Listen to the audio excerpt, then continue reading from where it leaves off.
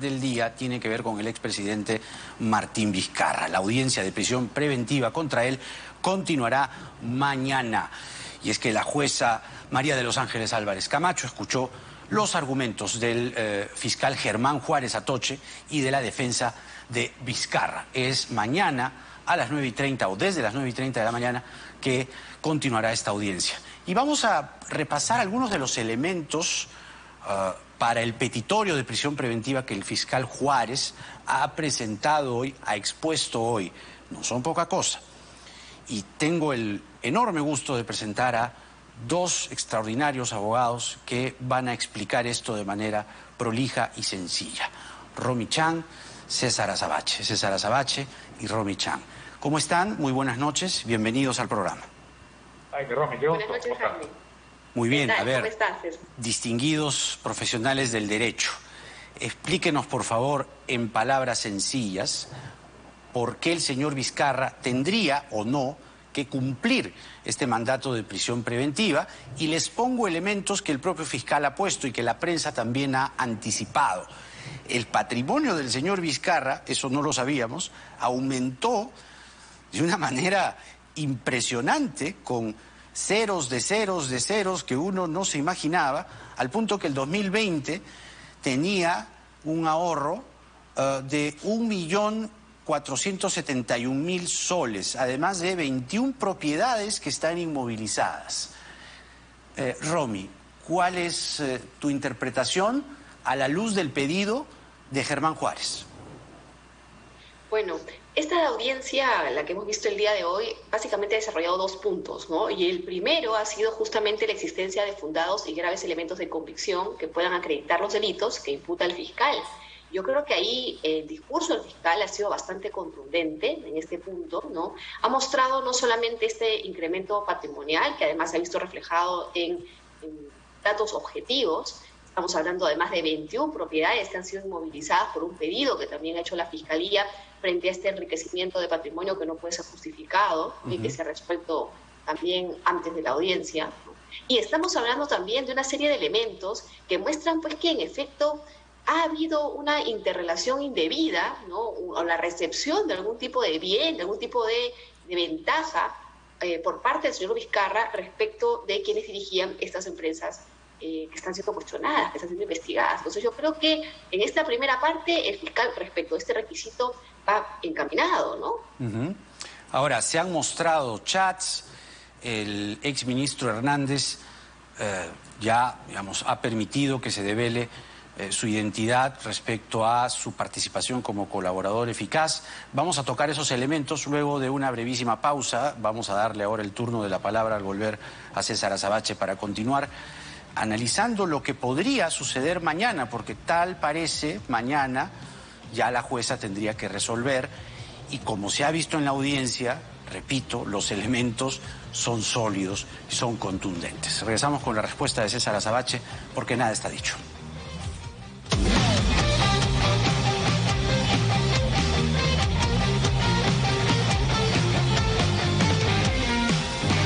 Estamos hablando del caso del expresidente Martín Vizcarra, que, como sabemos bien, postula al Congreso, pero mañana podría decidirse su futuro penal, cuando menos su futuro fiscal. Estamos con Romy Chan y César Azabache, ambos distinguidos profesionales del derecho.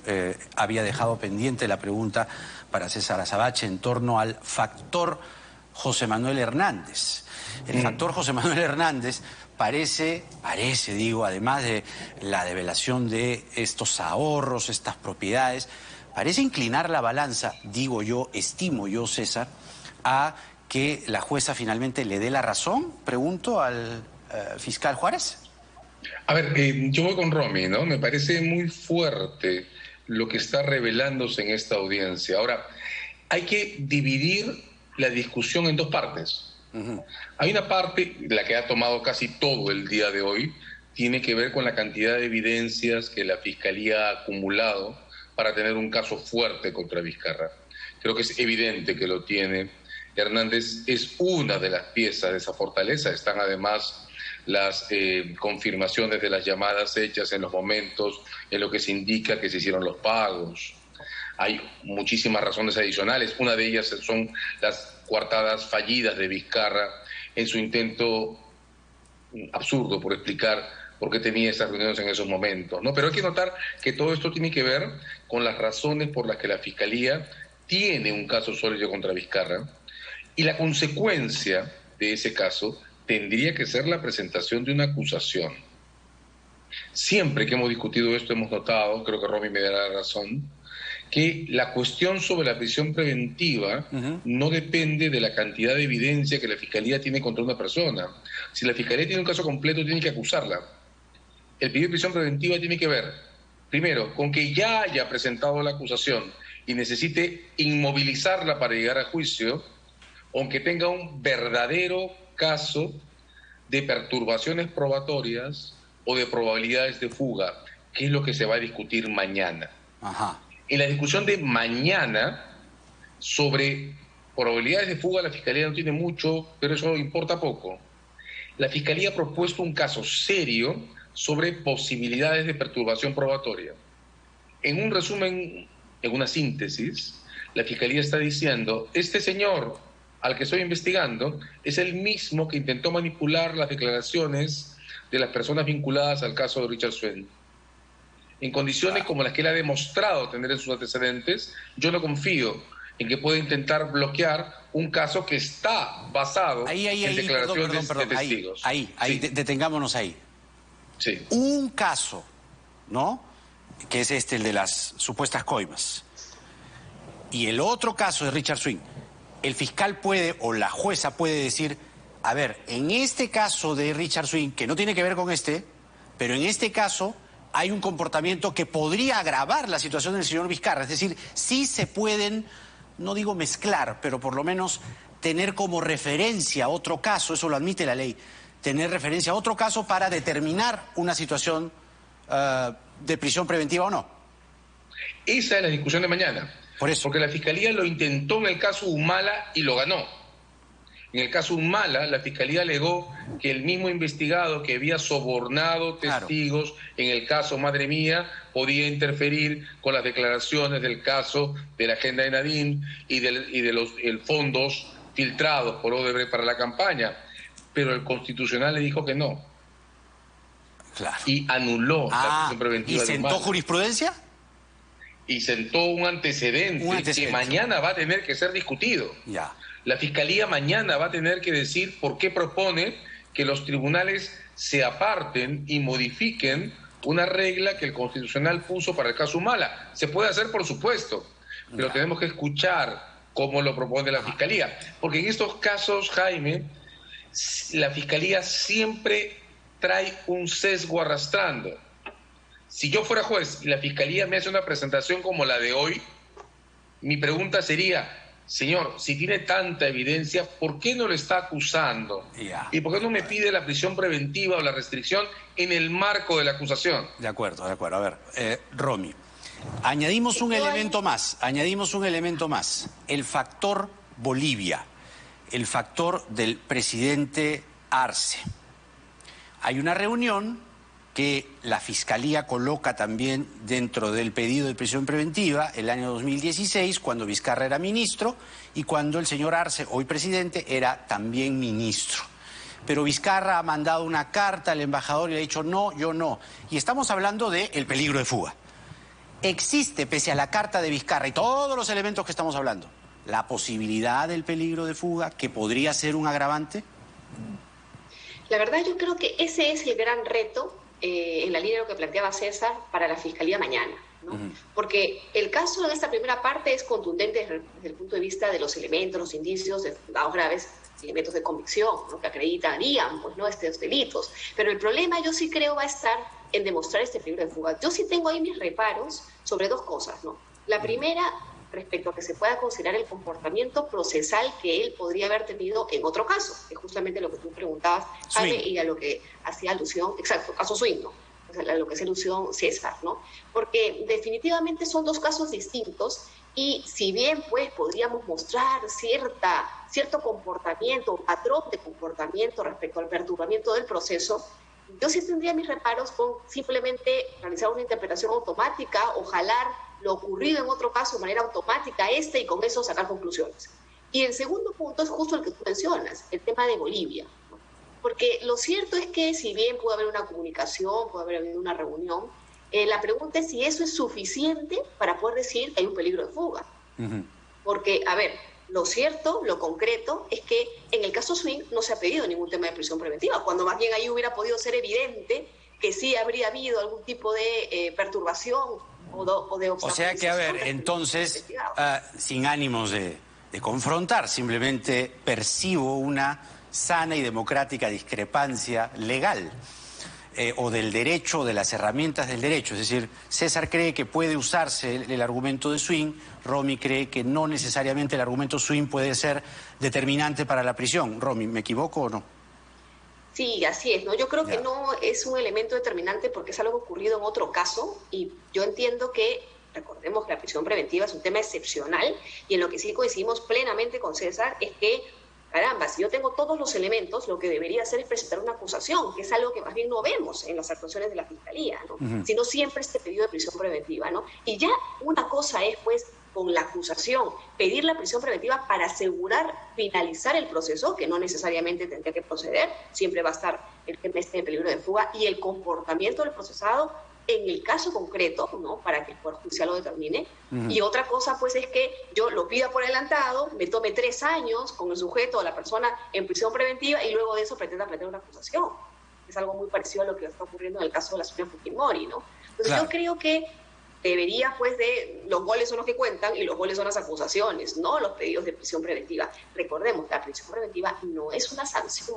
No, claro, es una medida restrictiva justamente para cautelar el proceso, proteger el proceso y que no se enturbie y que, bueno, yo con ustedes he aprendido un montón, no soy abogado, pero tengo, mi querido César, un extracto que le hice screenshot del Código Procesal Penal, que ustedes manejan mucho mejor que yo. Y lo deben de tener ahí. Hay 2 artículos, el 269 y el 270. Corríjame si me equivoco. Por ejemplo, el 270 dice, en cuanto al peligro de obstaculización, y ahí creo que tendría un poquito más de razón César, perdón Romy, con todo cariño, pero en el 270 dice que el peligro de obstaculización tiene que ver con destruir, modificar, ocultar, suprimir o falsificar elementos de prueba. ¿Y el caso Swing no era eso? Sí, Jaime. Ahora, Romy tiene un punto, ¿no? Porque el Constitucional ha dicho que la perturbación tiene que ser actual y no pasada. De eso trata el caso Humala.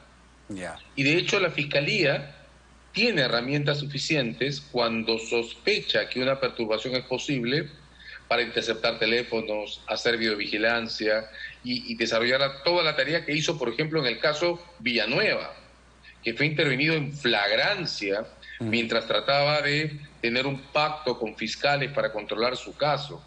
Digo con esto que hay vías alternas para no tener que recurrir a los antecedentes de una persona y poder formar una imagen actual de sus posibilidades. Ya, pero ¿qué significa eso? Que hacia atrás no puede la jueza valorar el comportamiento de Vizcarra en el caso Swing, porque, perdónenme, califica en los tres supuestos.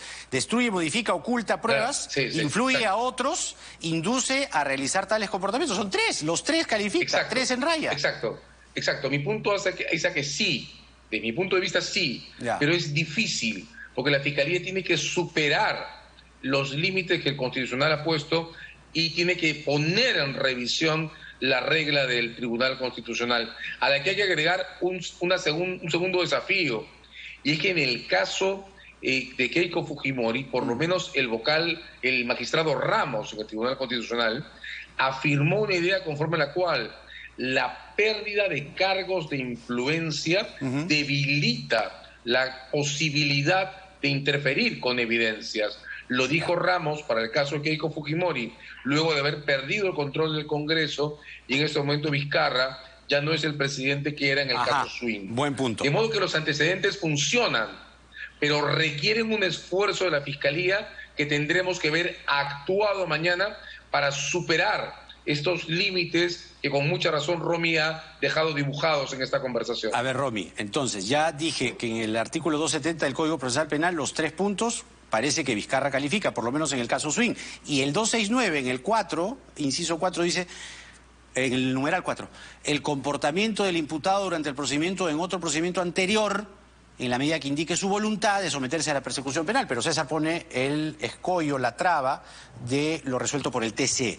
¿El juez o la jueza no puede decir, yo juzgo en base a mi conciencia y punto? No, porque recuerda, Jaime, que la idea pues es que el derecho tenga cierta predictibilidad, ¿no? O sea, que haya cierta predicción en lo que más o menos puede ocurrir y no sea simplemente una resolución basada en el arbitrio y en la total voluntad de un juez, de un determinado juez, ¿no? Tiene que haber cierta predictibilidad en las resoluciones. Pero acá tomemos en cuenta una cosa, ¿no? ¿Qué es lo que pasa? Y es lo que muy bien comentaba César, ¿no? El tema de la actualidad en el comportamiento es muy importante. Y cuando uno lee el 269 y el 270, que tú mencionabas, sí, el Código Procesal Penal, ¿no? Uno debe leer estos requisitos, pero aplicados en el caso concreto. Claro, lo que pasa es que el señor Vizcarra tiene otros casos. Sí, por supuesto que tiene otros casos. Pero la pregunta es, lo que él haya hecho en esos otros casos, el comportamiento que haya tenido en esos otros casos, tiene que ser necesariamente valorado en este caso. Y ahí está el debate, ¿no? Ahí está el debate que ha planteado el TC. Ya, pero el TC ha puesto la traba, digamos. Ha dicho que no. La barrera. Ha dicho que no. Exacto, porque además también tenga en cuenta algo, ¿no? Los antecedentes o mi forma de comportarme en el pasado no pueden marcar mi presente ni mi futuro. Entonces, el derecho penal se caracteriza por una cosa muy importante. Es que a mí las sentencias, las condenas, no me las dan por lo que yo haya sido. No me las dan, por ejemplo, porque yo haya antes robado o no, porque antes o porque mis padres hayan hecho algo malo o yo haya heredado el apellido. No, claro, me la dan Romy, por los otros ¿cuáles concretos. son, Romy? A ver, porque estamos encontrando entonces que el TC, con lo que ha resuelto, podría ser un obstáculo y beneficiar indirectamente a Vizcarra. Entonces, ¿cuáles son los casos en los que el TC ha resuelto esta traba que hoy podría enfrentar, o mañana podría enfrentar el fiscal Juárez? El caso de Keiko Fujimori y el caso de Humala, ¿no? Sí. Pero en el caso de efecto, Keiko ¿no? Fujimori, que yo recuerde, fue la famosa discusión 331. O sea, los votos no alcanzaron mayoría, digamos, en el tablero, ¿o me equivoco? Ahí también hay otra discusión. Esto es un lío de abogados.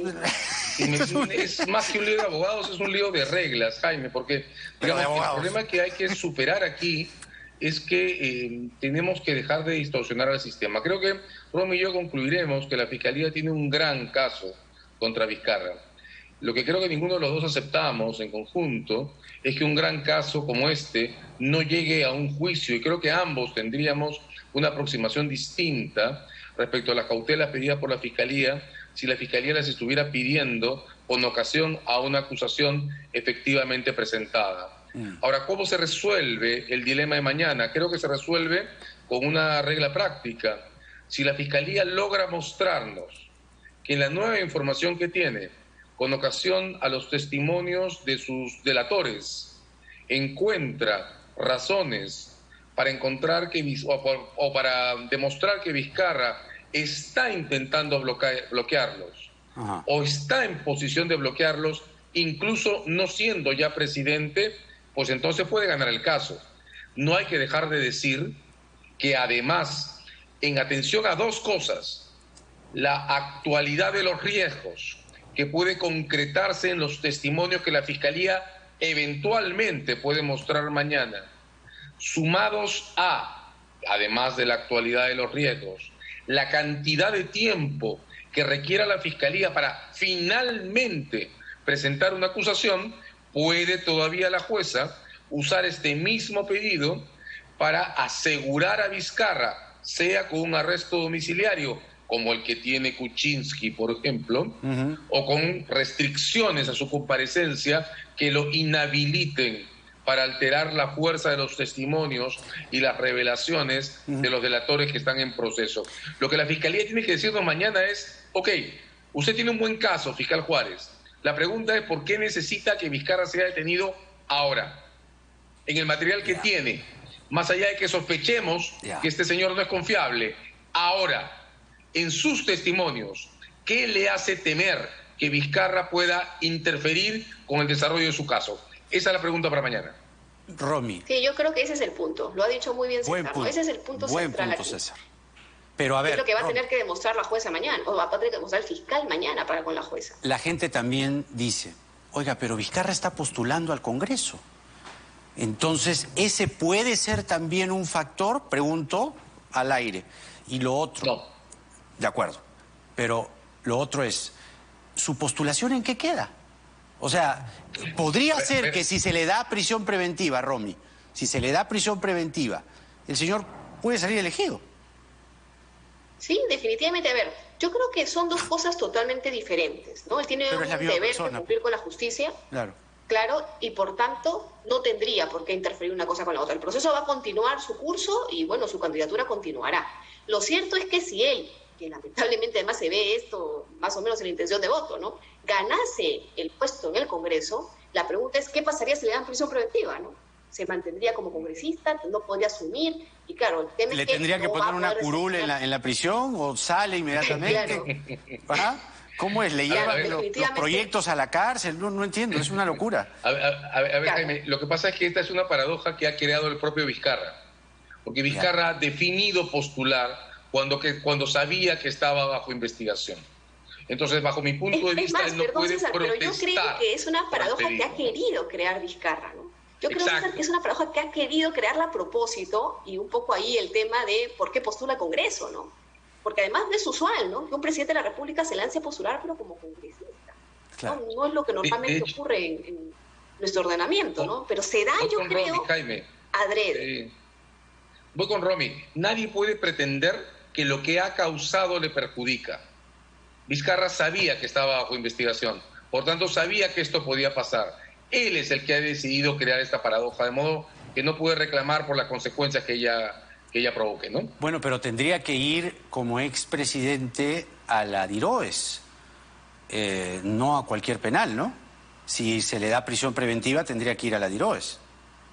Esa es una regla que va a haber ahí una evaluación que tenga que hacer la jueza, definitivamente, si es que decide darle la prisión preventiva, pero lo que sí está claro es que si él saliera electo, igual lo que va a tener que ocurrir en la práctica es que un accesitario, o sea, que una persona que se quede en cola, sea la que asuma el puesto hasta que él salga de la prisión preventiva, porque claramente además, no va a poder ejercerla. Además, como varios otros procesados que también, digamos, están en prisión o estuvieron en prisión, arguyeron, no, el peligro del COVID, pero él está vacunado, ¿no?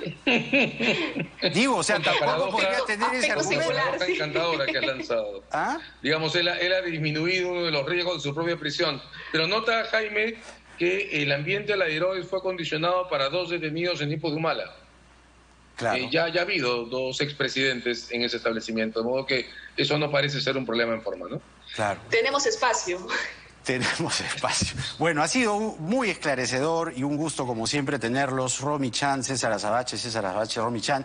Y vamos a tomarle screenshot a esta dupla porque quedan, están perfectamente sincronizados. Gracias, que tengan buenas noches. Encantado, muchas gracias. Vamos a ver qué pasa mañana. Hasta la próxima. Muy bien. Mañana, desde las 9:30 de la mañana, se reinicia la audiencia.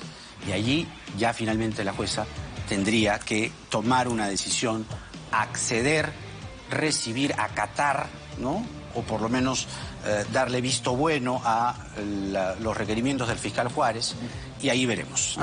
Vamos a la pausa y regresamos con el periodista Martín Hidalgo, que publica Congresopedia, 20 años de un sistema parlamentario fallido. Mire, le adelanto una cosa.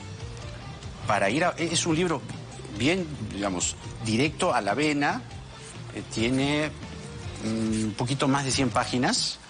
Si usted quiere votar con toda la información de las funciones de los congresistas, los controles políticos y todo lo demás, para que usted sepa realmente por qué representante está eligiendo usted, tiene que leer el libro de Martín Hidalgo. Con él volvemos, porque nada está dicho.